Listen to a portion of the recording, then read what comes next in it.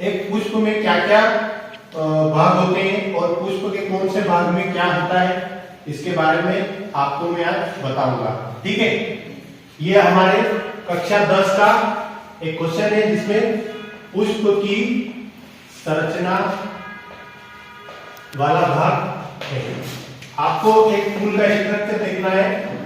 फूल में कौन कौन सी चीजें होती है, आपको प्रश्न आपने पढ़ा होगा, स्वपरागण और परपरागण। ठीक है, पहले तो हम पुष्प का चित्र देखेंगे, उस पुष्प के चित्र के माध्यम से हम समझेंगे कि किस तरह से स्वपरागण और परपरागण होता है। इसके पहले हमें जानना होगा कि पुष्प में क्या क्या होते हैं।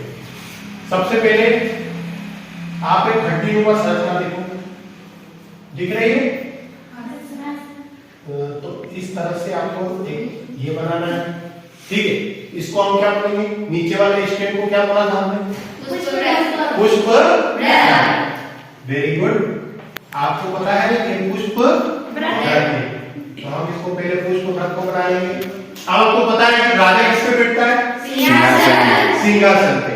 तो जब राजा सिंहासन पे बैठता है तो फूल भी उस पे बैठेगा, उसको बोलेंगे हम पुष्पासन।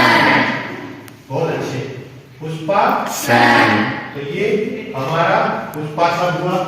अब आपको मैंने बताया था कि ये जो स्ट्रक्चर है पत्तीनुमा और ये छोटी पत्तियां है, इसीलिए हम उनको क्या बोलेंगे?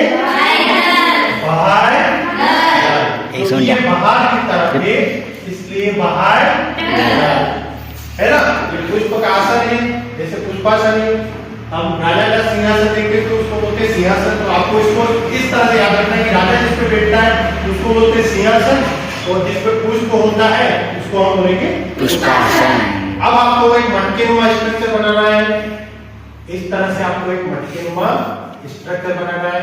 इसको ऊपर की तरफ एक पतली नली की तरफ ले जाना है और यहाँ पर एक घंटीनुमा स्ट्रक्चर, मतलब आपको एक संरचना दिखेगी और उसका नाम क्या है? ऊपर वाली संरचना का नाम क्या है? वर्तिकाग्र। क्या बोलेंगे? वर्तिकाग्र। ठीक है, अब आपको पता है मैंने इसमें गोल कलर का स्ट्रक्चर बनाया था, तो इस गोल को क्या बोलेंगे हम? जायांग। क्या बोलेंगे? जायांग। ठीक है, अब वर्तिकाग्र से नीचे वाले स्ट्रक्चर को हमने क्या बोला था? वर्तिका। इसमें काग्र हो जाएगा और इसमें हो जाएगा वर्तिका, और ये होगा हमारा वर्तिका। वर्तिका के अंदर आपको पता होगा कि हमने इस तरह से ये पत्तीनुमा स्ट्रक्चर बनाया है। पहले हमने इसको बोला था दल, पहले हमने इसको बोला था बाह्य दल, क्योंकि बाहर की तरफ था। अब हमारा क्या है? दल। तो हम इसको बोलेंगे दल। दल। अब हमारा क्या बचा? ये वाला स्ट्रक्चर है। ठीक है, और ये वाला स्ट्रक्चर इसको बोलेंगे हम, ये जो डंडी है इसको बोलेंगे पुंकेसर। क्या बोलेंगे? पुंकेसर। और इस डंडी के ऊपर जो स्ट्रक्चर है इसको बोलेंगे हम परागकोश। परागकोश। और आपको पता है इन्हीं परागकोश के अंदर परागकण पाए जाते हैं। ठीक है, और इन्हीं से स्वपरागण और परपरागण की प्रक्रिया हम समझेंगे।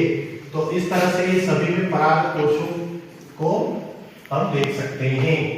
ये देखो, इस तरह से आपको बनाना है। ठीक है, ये 1 2 3 4 जितने भी आप परागकोश बना सकते हो। तो एक फूल में ये चीजें होती है। ठीक है, इस तरह का स्ट्रक्चर आप बनाओगे तो आपको एक पुष्प की संरचना जैसे दिख जाएगी। सबसे पहले हमने बनाया था पुष्प व्रत, पुष्प को जिसमें बिठाया उसको बोलते हैं पुष्पासन। ठीक है, बाह्य दल, उसके बाद में हमने बनाया था इसमें जायांग। ठीक है, तो इस मटकेनुमा स्ट्रक्चर को हमने बोला था वर्तिकाग्र, और ये हमारी वर्तिका है और इसके अंदर जायांग है। अब एक और चीज होगी, अंडाशय। किसको बोलेंगे अंडाशय? ये जो मटकेनुमा स्ट्रक्चर है इसको बोलेंगे हम अंडाशय। ठीक है, तो मैं आशा करता हूं कि आपको ये फूल की संरचना समझ में आई होगी। ठीक है।